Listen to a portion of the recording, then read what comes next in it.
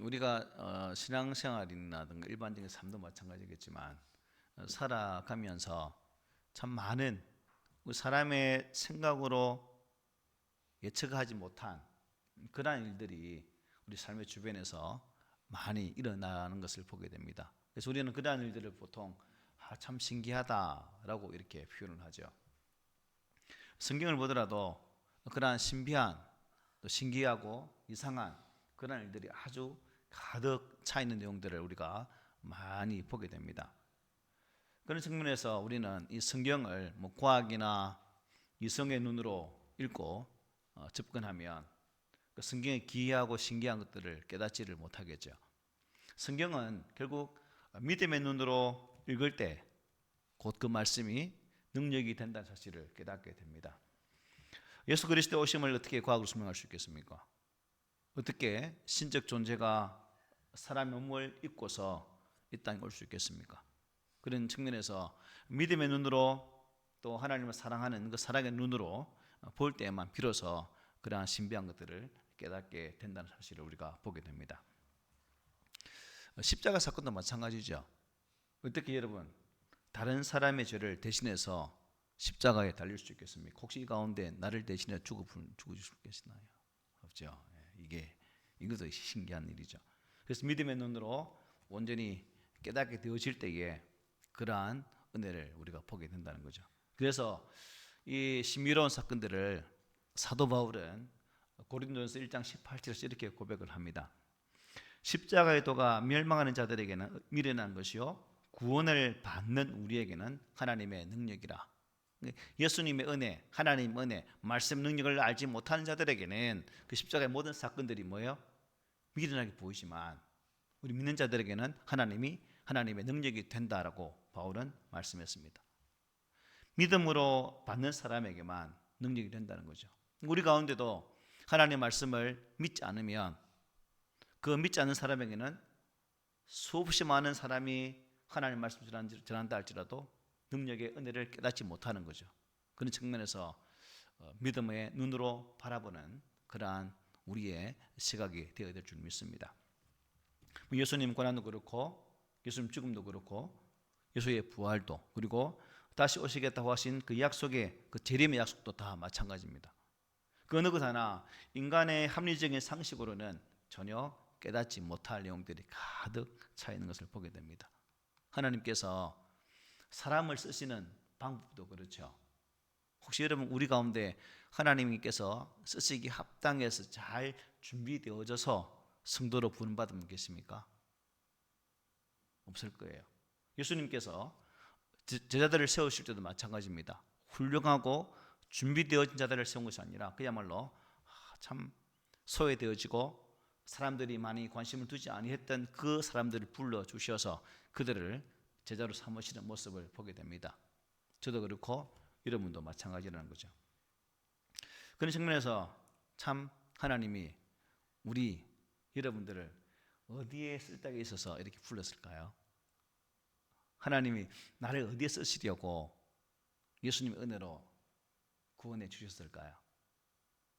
한번 생각해 보십시오. 나를 어디에 쓰시려고 하나님 나를 불렀을까? 그렇습니다. 성경은 그야말로 창세기부터 요한계시록 마지막 아멘이 있는 그 마지막 순간까지 그야말로 하나님의 신비로움으로 가득한 책입니다. 그래서 이사야 선지자는 이사야 55장에서 이렇게 말씀하고 있습니다. 이는 내 생각이 너희의 생각과 다르며 내 길은 너희의 길과 다름이니라. 여호와의 말씀이니라. 이는 하늘이 땅보다 높음같이 내 길은 너희의 길보다 높으며 내 생각은 너희의 생각보다 높음이니라고 말씀하셨어요. 내 생각을 초월해 계신 하나님의 신비한 능력을 믿음으로 받아들일 때만 진정한 기독신앙의 능력을 가진 성도가 될 수 있다는 것이죠. 삶의 매 순간순간마다 하나님의 창조의 섭리와 이 구원의 은혜를 신비롭게 경험하면서 살아가는 우리 모두가 되시길 소망합니다. 우리는 지난 시간까지 어떤 내용을 보았을까요? 사가랴를 통해서 가브리엘 천사가 엘리사벳이 잉태를 하게 되어질 것과 또 이제 그 가브리엘 천사가 마리아에게 나타나서 마리아에게 장차 메시아가 태어나게 될 것이다라는 수태 고지를 알려드린 바 있습니다. 그런데 사가랴가 보였던 그 반응과 마리아가 보였던 반응의 차이는 아주 현격한 차이였음을 보게 되죠. 사가랴는 이 일이 어찌 됨인가 라고 생각하면서 의심의 그런 눈초리로 그 사건을 접했지만, 마리아는 그것을 믿음의 관점에서 접근함을 통해서 믿음대로 될지어다라고 고백하는 모습을 보게 되죠. 참 처녀 입장에서 어찌 보면 심각한 어려움을 당할 수 있고 또 큰 순환을 당할 수 있는 그런 상황이지만, 그 상황들을 믿음으로 대했던 모습. 그래서 사가랴가 보여주는 그 태도와 마리아의 태도를 통해서 참된 믿음의 표현들을 우리가 볼 수가 있었습니다. 그렇습니다. 삶에 적용되지 않는 지식, 그것이 곧 허상인 것처럼 실천되지 않는 신앙은 참된 신앙이 아니라고 말씀드릴 수 있겠죠. 이 하나님의 말씀을 자신의 삶에 적용하고 순종하는 마리아처럼 저 여러분들이 하나님의 말씀을 나의 삶의 현장에 적용하며 살 수 있기를 바랍니다. 그 적용이 내 삶에 손해가 있다 할지라도. 아멘입니까?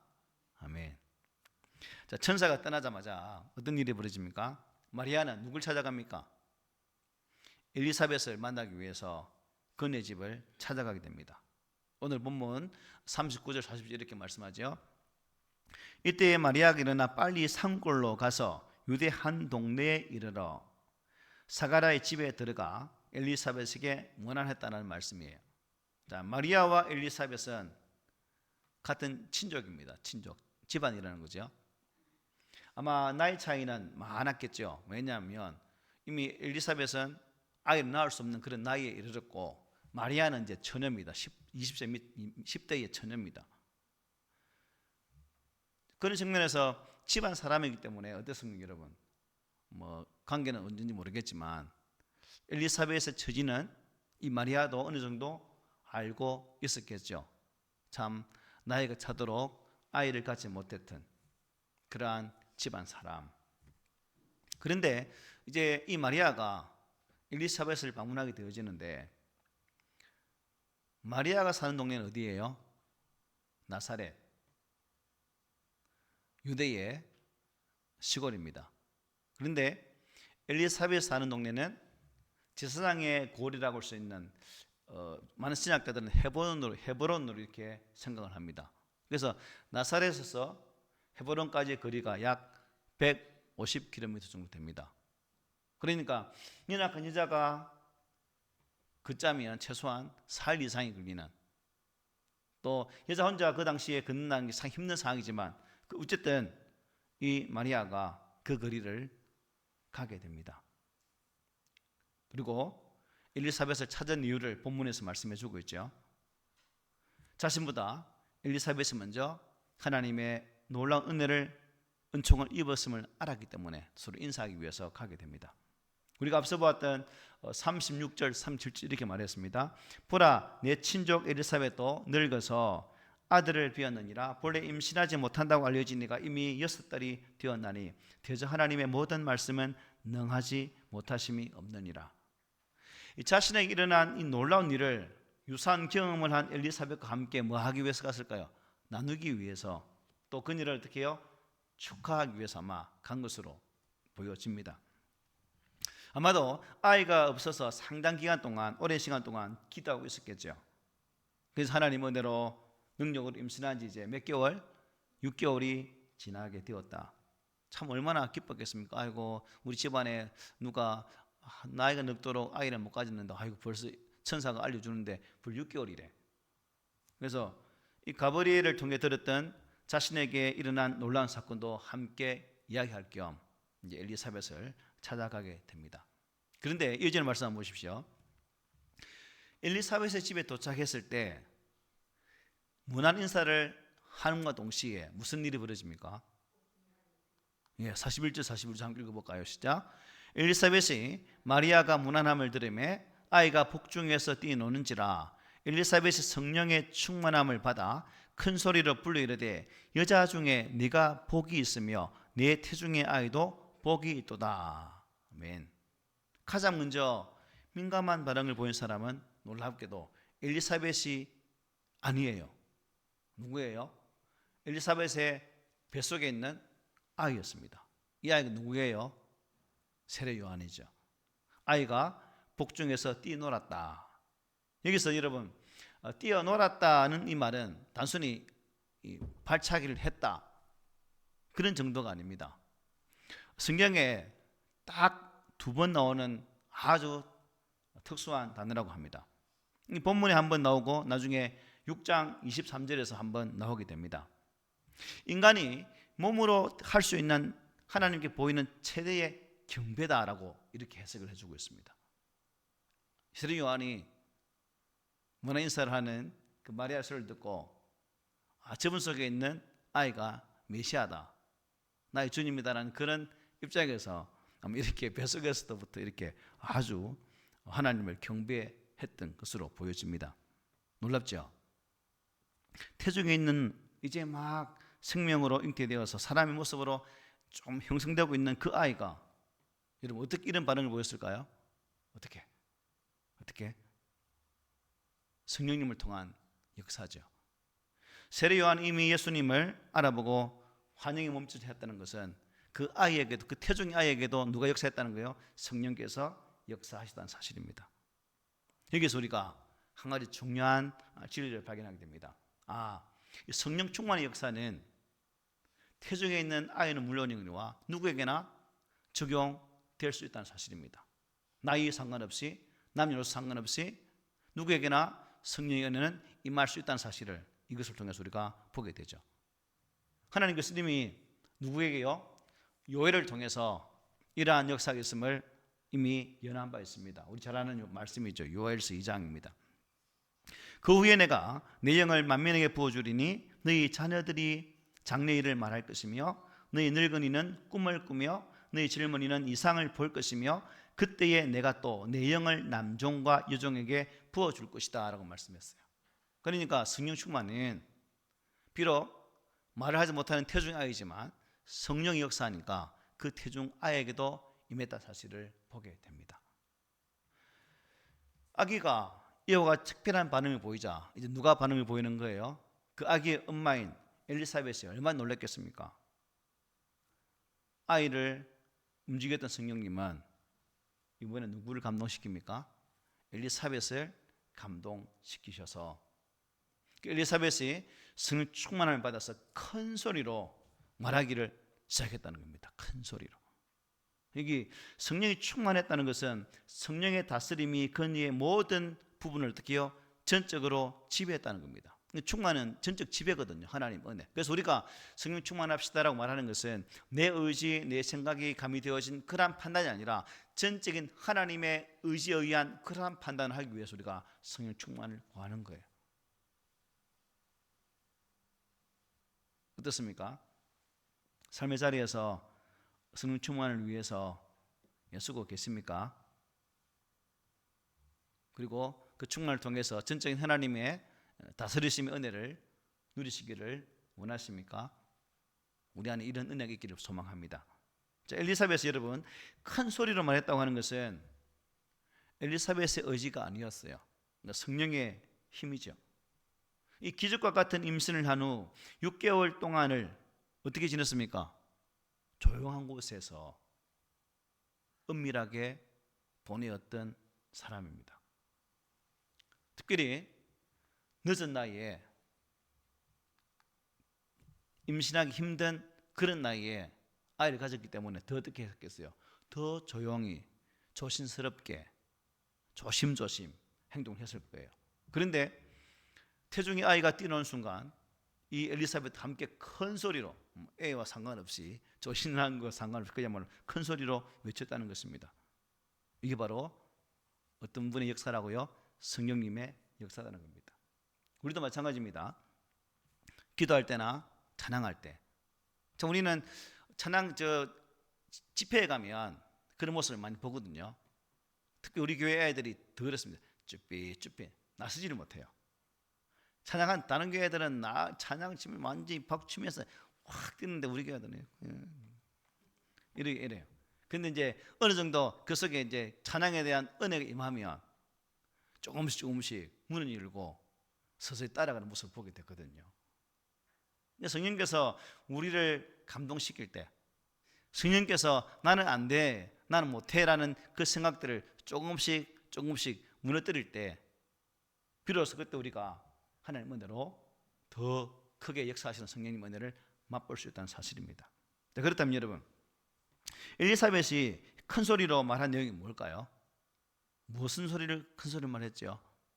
이어지는 42절부터 45절입니다. 우리가 한번 엘리사벳이 되었다는 입장에서 큰 소리로 우리가 한번 불러볼까요? 시작.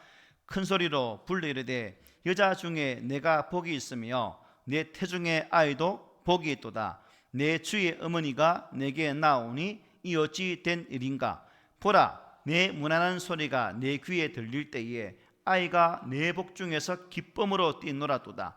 주께서 하신 말씀이 반드시 이루어지리라고 믿은 그 여자에게 복이 있도다. 아멘. 이 부분을 우리가 뭐라 부르냐면 엘리사벳의 찬가라고 부릅니다. 엘리사벳의 찬가, 노래죠. 물론 성령님께서 말하게 하신 것입니다. 첫 마디가 무엇입니까? 42절 한번 보십시오. 보니까 큰 소리로 불러 이르되 여자 중에 내가 복이 있으며 내 태중의 아이도 복이 있도다 라고 찬양합니다. 아직 마리아가 엘리사벳에게 뭐 말을 했습니까? 전혀 말하지 않는 상태입니다. 그냥 안녕하세요 무난 인사만 했을 뿐입니다. 그런데 엘리사벳은 마치 그 마리아의 상태를 잘 알고 있는 것처럼 그렇게 말을 합니다. 엘리사벳이 무슨 사람 얼굴 보고 그 예지 능력이 있어서 이렇게 말했습니까? 이 또한 뭐예요? 성령께서 말하게 하심으로 말미암아 이 찬가를 부르게 되었다는 겁니다. 생각해 보십시오, 여러분. 마리아는 천사의 말을 통하여 엘리사벳이 임신한 사실을 알게 되었죠. 엘리사벳은 마리아가 임신한 사실을 전혀 모르는 상황이었습니다. 그런데 이 마리아의 문안을 통해서 성령께서 엘리사벳에게 마리아가 임신한 것을 알게 하셨다는 거죠. 상식적인 반응은 만약에 이 마리아가 우리가 일반적인 상황에서 한번 추론해서 한번 상한 걸 꾸며보면 어떻게 될까요? 아주 10대의 처녀고 결혼도 하지 않은 정혼한 상태인데 임신을 했다. 근데 딱 무난하게 인사가 가는데 야 이게 무슨 일이고 결혼도 안 했는데 무슨 놈의 아기를 가졌단 말이야. 이게 우리가 일반적인 사람들의 반응입니다.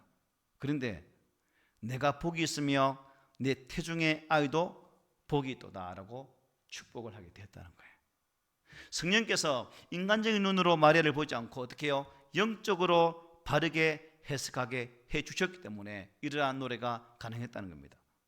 세상 기준으로 마리아는 사고쳐서 임신한 여자이지만 성령의 충만함을 입은 이 엘리사벳의 눈에는 그 마리아가 어떻게 해요? 구세주 메시아를 잉태한 여자 중에서 복받은 자로 보였다는 사실입니다. 이게 무슨 안경을 쓰느냐에 따라서 이렇게 다르게 보인다는 거죠. 그러니까 인간의 눈으로 사람을 함부로 판단하는 것이 여러분 얼마나 나쁜 일입니까? 성령의 사람, 믿음의 사람은 인간적인 눈으로 판단해서 근거 없는 비난과 악한 소문을 어떻게 해요? 퍼뜨리지 않죠. 믿음의 사람은. 그런 현장에 이 귀도 빌려주지 않습니다. 또한 마음의 그러한 공간도 허용하지 않습니다. 성령의 감동이 없는 사람, 늘 사탄의 준동에 휩쓸리는 악하고 질이 나쁜 사람들이 퍼뜨리는 소문을 듣고 그 사람에 대해서 선입관을 가질 수 있도록 나쁜 말을 하게 된다는 거죠. 그래서 소문이 또 소문을 낳지 않도록 우리 성도들은, 우리 믿음의 사람들은 그 소문의 진위를 떠나서 사람 입을 통해서 전달되어지는 누가 카드라는 그러한, 전에도 말씀드렸지만 카드라는 내용에 대해서는 그냥 귀를 딱 닫아버리고 마음도 닫아버리고 오직 바른 것만 볼 수 있도록 애를 써야 된다는 거죠. 믿음의 문안을 하는 사람, 이 성령의 안부를 묻는 사람, 참 비난과 음해가 아니라 격려와 축복하는 성도가 바로 여러분들이 되시길 바랍니다. 아멘. 자, 믿음의 사람, 성령의 사람, 기도의 사람, 이 하나님의 사람이 서로 만나면 어떤 일이 벌어질까요?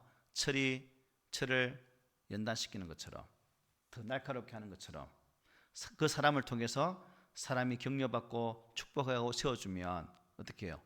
더 강해질 수 있다는 사실입니다. 엄청난 영적인 시너지 효과가 있다는 거죠. 그래서 우리가 사람 만나면 누가 그렇게 말하지 말고 참 좋은 소리, 칭찬의 소리, 격려의 소리, 복의 소리를 해서 우리 안에 정말 영적인 시너지 효과가 잘 나타나는 그러한 교회와 성도가 되었으면 합니다. 그러면서 아주 중요한 말을 하게 되죠. 43절입니다. 내 주의 어머니가 내게 나오니 이 어찌 됨인가? 내 주의 어머니가 내게 나오니 이 일이 어찌 된 것인가? 라고 마리아가 노래합니다. 엘리사벳이 마리아를 가리켜서 누구라고 말해요? 내 주의 어머니라고 부르고 있죠. 그러니까 마리아가 지금 태중에 임신하고 있는 아이가 누구라는 겁니까? 이스라엘 사람들이 그토록 오매불망 기다리던 그날을 구원할 메시아 주님이심을 선포하고 있는 거죠. 엘리사벳은 이러한 사실을 경험이나 직감으로 알게 된 것이 아니라 이 또한 뭐예요? 성령님의 뜨거운 역사를 통해서 이러한 고백을 드리고 있다는 사실입니다. 오늘 본문은 어찌 보면 전적인 성령의 은혜죠. 그런 측면에서 사도행 2장인 오순절의 성령 역사 또한 그 성령 역사가 계셨기 때문에 많은 사람들이 흩어져서 하나님의 복음을 전하게 되어지는 기회가 있었던 것은 오늘 이 시대에도 결국 이 성령의 전적인 충만함을 받아야만이 하나님의 사람으로서 온전한 역할을 감당할 수 있다는 사실을 깨닫게 됩니다. 이 말을 들은 마리아는 여러분 얼마나 놀랐을까요? 이미 이 가브리엘 천사를 통해 예언된 말씀을 엘리사벳을 통해 반복해서 듣게 되는 상황이죠.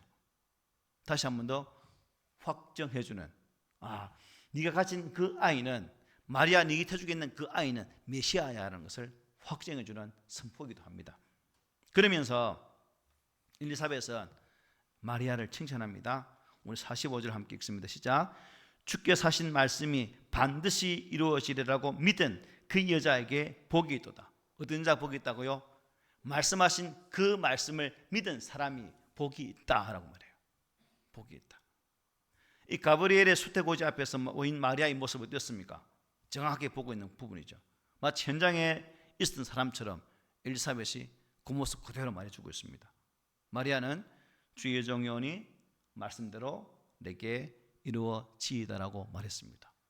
그 말씀을 믿음으로 받은 네가 참으로 복이 있다라고 엘리사벳이 말씀하고 있는 거예요. 그러므로 오늘 이 시대에 참 우리가 이것을 보면서 우리 또한 그 말씀을 믿을 때, 그 말씀을 우리의 가슴으로 받게 되어질 때에 비로소 복받은 자가 될 수 있다는 것입니다. 수많은 말씀을 읽고 들을지라도 믿음으로 그 말씀을 보지 않고 듣지 않는다면 아무 의미가 없다는 거죠. 어쨌든 여기에 성령께서 엘리사벳을 통해서 마리아의 믿음을 더 견고하게 확정하기 위해서 지금 일하고 있음을 보게 됩니다. 성령의 일하심이죠. 제 속에도 여러분 속에도 이 성령님이 일하셔서 제 믿음도 여러분의 믿음도 더 견고해졌으면 합니다.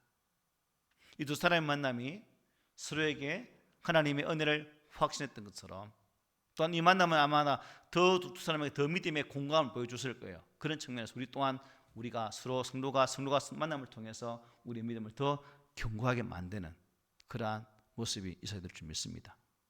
오늘 교회 가운데 바로 이런 일이 일어나야 되죠. 성도들의 모든 만남과 문안 속에서 성령께서 교통하셔서 우리 중에 이루어진 그리고 이루어질 하나님의 일들이 서로 입을 통해서 나누어지고 그 결과 우리의 믿음이 더 견고해진다면 얼마나 좋겠습니까?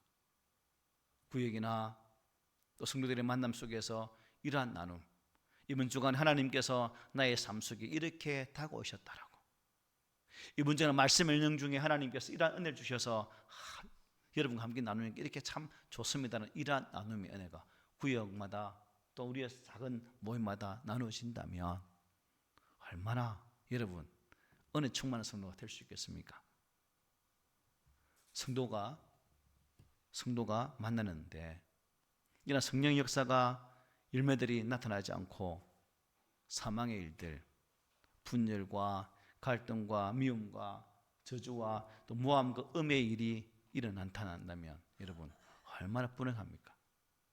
그게 무슨 역사예요? 성령 역사입니까? 사탄의 역사입니까? 사탄의 역사죠. 하나님께서 우리 교회에 복을 주셔서 지체와의 만남, 또한 사적인 만남, 곡적인 만남, 모든 만남 속에서 서로의 믿음이 더욱더 굳건해지는, 자라가는 이런 성령의 역사가 나타나기를 소망합니다. 이 말씀을 통해서 우리가 딱 두 가지만 얻을 수 있는 교훈이 있습니다. 한 가지 뭐냐면 우리의 믿음은 오직 누구를 통해서 증명된다는 겁니까? 성령님을 통해서 증명된다는 사실입니다. 사람은 뭘 봅니까? 겉만 보죠. 그리고 그 모습을 보고 그 사람이 어떤 사람인지 판단을 합니다. 하지만 하나님은 뭘 보는 분이에요? 중심을 보시는 분이십니다. 우리 잘 아는 것이 사무엘상 16장에 있는 내용.